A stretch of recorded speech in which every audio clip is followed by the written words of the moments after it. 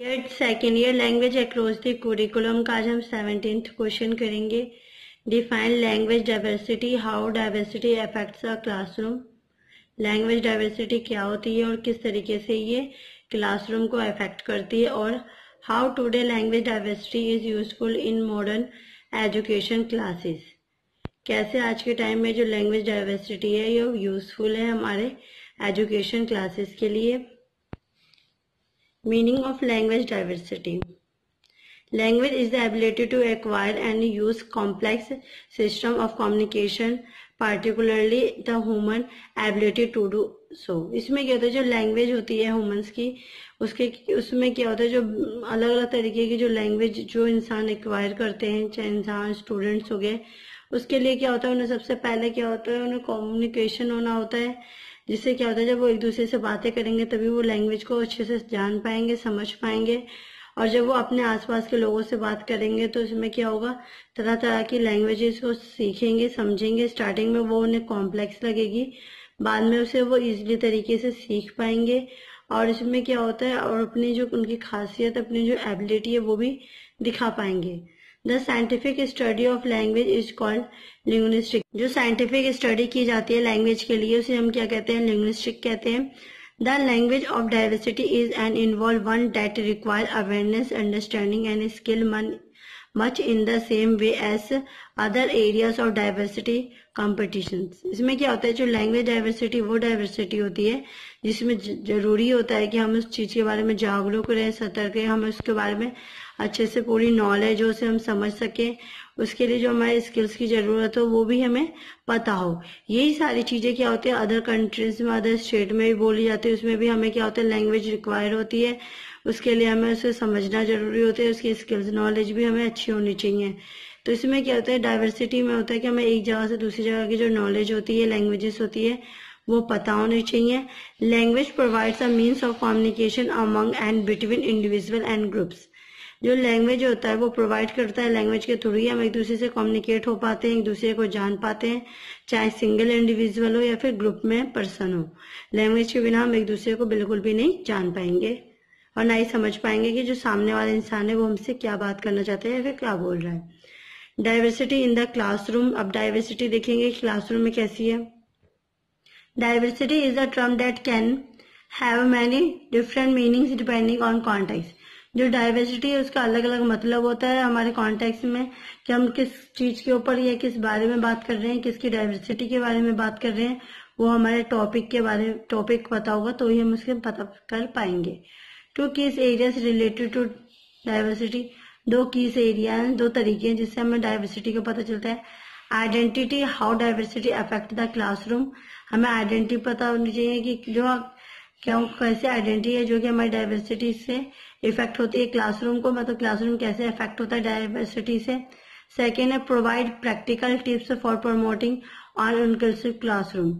और कौन कौन से हमें टिप्स अपनाने चाहिए जिससे हम अपने क्लासरूम को, इंक्लूसिव क्लासरूम जो कि स्पेशल, जिन बच्चों को स्पेशल नीड्स की जरूरत होती है वाले क्लासरूम को कैसे हम अच्छे से प्रमोट कर सकते हैं, कैसे हम उसे सारी स्किल्स प्रोवाइड कर सकते हैं जिससे जो बच्चा है वो अच्छे तरीके से अपनी एजुकेशन प्राप्त कर सकें।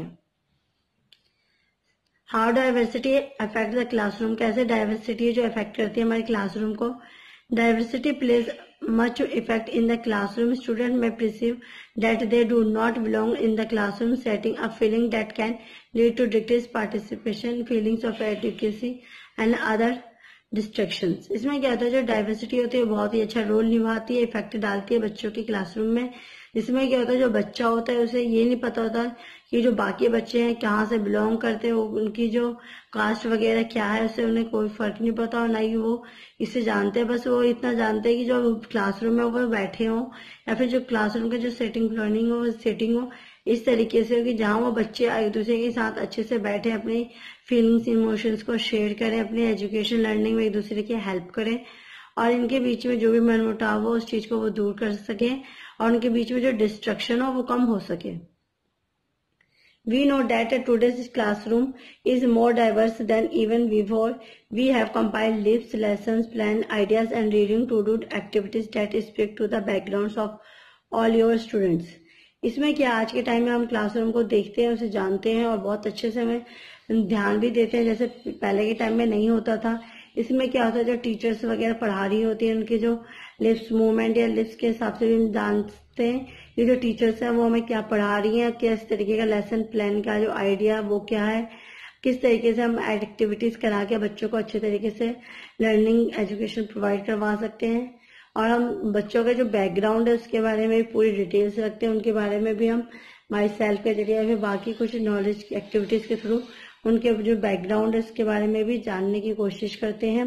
फर्स्ट पॉइंट है helping children develop the sense of identity. इसमें क्या है, किस तरीके से हम बच्चों की हेल्प कर सकते हैं उनके सेंस ऑर्गन्स को डेवलप करने के लिए, उनके अंदर आइडेंटिटी मतलब उसके बारे में उनको नॉलेज देने के लिए। The importance of identity is the lives of young children and explore the ways that kids develop a sense of racial identity. इसमें क्या होता है, हमें खुद के बारे में आइडेंटिटी होनी चाहिए, हमें खुद की पहचान होनी चाहिए। और जो हमारे जो बच्चे होते हैं उन्हें भी क्या होता है, जैसे जैसे टाइम के हिसाब से वो बड़े होते जाते हैं उन्हें नॉलेज के साथ साथ उन्हें सेंस ऑर्गन्स के बारे में भी हमें बताना चाहिए, उन्हें बताना चाहिए कैसे सेंस ऑर्गन्स हमारे डेवलप होते हैं, किस तरीके से हम सेंस ऑर्गन्स से भी हेल्प ले सकते हैं लर्निंग करने के लिए, और किस तरीके से जो हमारे जो सेंस ऑर्गन है वो हम आइडेंटिफाई करते हैं सब्जेक्ट या ऑब्जेक्ट को आइडेंटिफाई करने में। सेकेंड पॉइंट है speaking their language. Learn to successfully reach out to immigrate parents in just a few simple steps.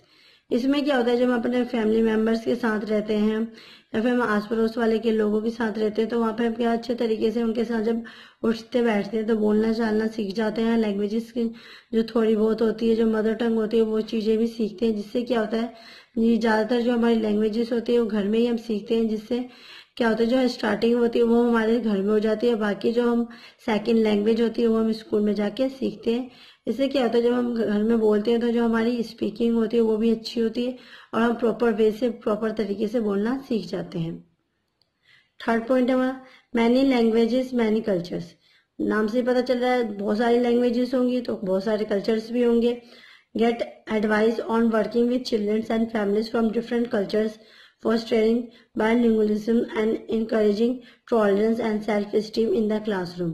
जब हम क्लासरूम में होते हैं या स्कूल्स वगैरह में होते हैं तो जरूरी नहीं है कि जो हमारे स्कूल या क्लासरूम होता है उसमें जो सभी बच्चे एक ही कास्ट या फिर एक ही जगह से बिलोंग करते हैं। उसमें सभी हर स्कूल में अलग अलग कास्ट के अलग अलग कल्चर्स के लोग होते हैं जो कि उसमें पढ़ते हैं, एजुकेशन प्राप्त करते हैं, लर्निंग करते हैं। तो इसमें क्या होता है जब हम हमारे साथ अलग अलग क्लास के बच्चे अलग अलग क्लास के बच्चे होंगे, कास्ट के बच्चे होंगे, कल्चर्स के बच्चे होंगे तो उससे क्या होगा कि हम अलग अलग भाषाएं अलग अलग लैंग्वेजेस को भी इजीली तरीके से सीख पाएंगे। और इससे क्या होगा जो हम बच्चे हैं बच्चों को भी हम इनकरेज कर सकते हैं और उनको भी उत्साह बढ़ा सकते हैं कि हमें क्लासरूम में एक साथ एकता बना के रखनी है, ना कि किसी से फाइट वगैरह करनी है या फिर हमें कोई नीच कास्ट का या फिर उसे नीचे दिखाने की कोशिश करनी है। फोर्थ पॉइंट है connect with kids and parents of different cultures. इसमें क्या होता है कैसे हम कनेक्ट करेंगे पेरेंट्स को डिफरेंट कल्चर्स से। Find out how to build good relationship with young your student diverse families. इसमें क्या होता है जब हमारे बच्चे होंगे स्कूल में पढ़ेंगे तो स्कूल में क्या होता है अलग अलग कल्चर्स के अलग अलग कास्ट के बच्चे आते हैं, वो उनके साथ रहना उठना बैठना भी सीखते हैं। इससे क्या होगा जब बच्चे उन बच्चों के साथ खेलना उठना सीखेंगे तो पेरेंट्स को भी पेरेंट्स पे भी इनका इफेक्ट पड़ेगा, तो पेरेंट्स भी बच्चों की बातों को समझेंगे और वो भी क्या होता है बाकी पेरेंट्सों के साथ घुल मिलेंगे और एक दूसरे की कल्चर्स को कास्ट को समझेंगे और एक दूसरे की कल्चर्स को रिस्पेक्ट करेंगे। नेक्स्ट पॉइंट है revise teaching technique to increase the success and effectiveness of the activities. हमें जो टीचिंग एक्टिविटीज जो हम बच्चों में प्रोवाइड करवाते हैं, बच्चों को जिस तरीके से पढ़ाते हैं उस चीज को हमें रिवाइज भी करना चाहिए और हमें देखना भी चाहिए। अगर हम कुछ उसमें नई टेक्निक्स का यूज कर सकते हैं तो उस चीज का यूज करके बच्चों की जो एजुकेशन लर्निंग है उसे भी सक्सेसफुल बना सकते हैं, उसे भी इफेक्टिव बना सकते हैं। प्लस में एक्टिविटीज के थ्रू ही हम बच्चों को और अच्छे तरीके से भी पढ़ा सकते हैं। नेक्स्ट पॉइंट है हमारा encourage all students to participate, plan, educate, time to proceed the activities. इसमें क्या है जो हम बच्चों को जब हम स्टडी के साथ साथ कुछ एक्टिविटीज भी करवाते हैं या फिर किसी चीज में पार्टिसिपेट करने को भी कहते हैं तो उसमें क्या होता है हम बच्चों को बहुत ही ज्यादा इनकरेज करते हैं, जिससे क्या होता है जो बच्चे अपने उत्साह में आते हैं और वो भी तरह तरह की एक्टिविटीज में पार्टिसिपेट करते हैं। Ask open ended question. हम बच्चों से हर तरीके के क्वेश्चंस पुट करने चाहिए, जिससे कि जो बच्चे होते हैं वो भी ओपन माइंडेड हो और वो भी सब कुछ समझ सके और सब कुछ जान सके। Foster a feeling of emotional safety in the classroom by respecting every student's opinion and encouraging all students to be respectful of one another। इसमें क्या होगा, जो हमें बच्चे होंगे उन्हें क्लासरूम में इस तरीके से हमें ट्रीट करना चाहिए जिससे क्या होगा, फीलिंग और इमोशनल तरीके से भी अपने आप को जान सके, बाकी बच्चों के साथ भी रह सके और उन्हें इस तरीके से ऐसा लगे कि जैसे अगर टीचर्स भी उनको उन्हीं वे में उसने अच्छे तरीके से फील या इमोशनल तरीके से बात करते हैं, तो जो बच्चे भी हैं वो भी अपने आप को क्लासरूम में बहुत ही सेफ्टी फील करते हैं। और इससे क्या होता है, और जो बच्चे होते हैं एक दूसरे के साथ भी अच्छे से रहेंगे तो क्या होता है, उनके बीच में भी रिस्पेक्ट की भावना आएंगी और वो अपने जो विचार होंगे, अपने जो ओपिनियन होंगे एक दूसरे से शेयर करेंगे। कुछ हेल्प वगैरह भी चाहिए होगी तो अपने वो क्लासमेट से लेंगे। और जो टीचर्स होंगे उन्हें क्या होता है, टाइम टू टाइम बच्चों को इंकरेज करना चाहिए, उनका उत्साह भी बनाना चाहिए और ये भी सिखाना चाहिए किस तरीके से वो एक दूसरे की रिस्पेक्ट करें। जिससे क्या होगा, जो बच्चे होंगे एक दूसरे की रिस्पेक्ट करेंगे, एक दूसरे को जानेंगे तो उनके बीच में जो भावना होगी एक दूसरे की भेदभाव की वो भी दूर हो जाएगी और सब मिलके एक साथ रहेंगे। आई होप आपको आज की वीडियो पसंद आई होगी। प्लीज मेरी वीडियो को लाइक, कमेंट एंड सब्सक्राइब कीजिए। Thank you for watching.